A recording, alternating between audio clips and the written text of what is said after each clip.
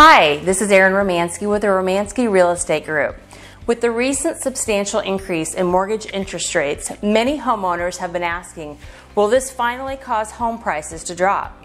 The answer isn't cut and dry. In a market where rates are predicted to rise even further this year, buyer affordability could take a serious hit. To give you a better idea of whether your home is poised to gain or lose value in the coming months, I'm going to address 4 key points that explain what's happening to buyers in the real estate market and what you can expect in the future if you're thinking about selling. Number 1, more expensive mortgages. A higher interest rate means a more expensive loan payment, but the rate at which they're rising is astounding. Rates are up more than 2% since the start of the year, which means the average home buyer's affordability has dropped by 20%.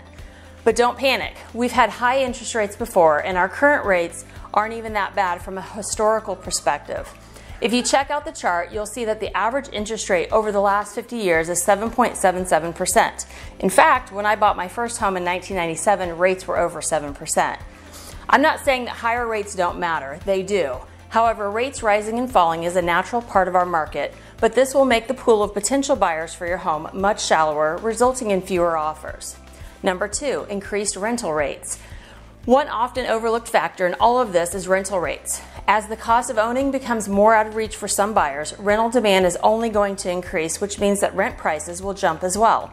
Number 3, supply is still short. Although homes are more expensive, the demand for them is still high.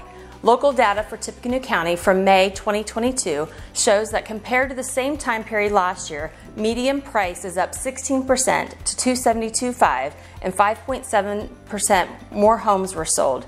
The increased interest rates have also caused home sellers to stay in their homes longer, and our typical spring and summer surge of inventory is slowly beginning to increase, with a 13.7% increase in new listings in May. Low supply is good news for homeowners because it will keep your property values up. Number 4, are we headed for a crash?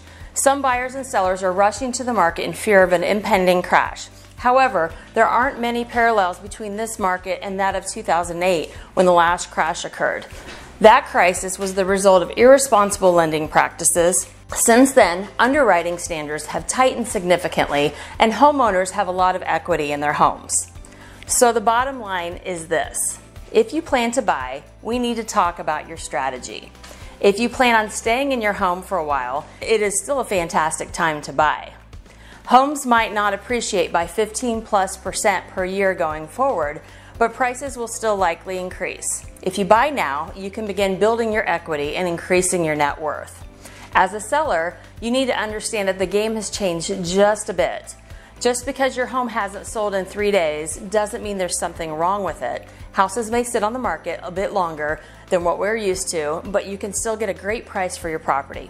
If you want to sell, I recommend you move sooner than later, so reach out to me to learn more about your next steps.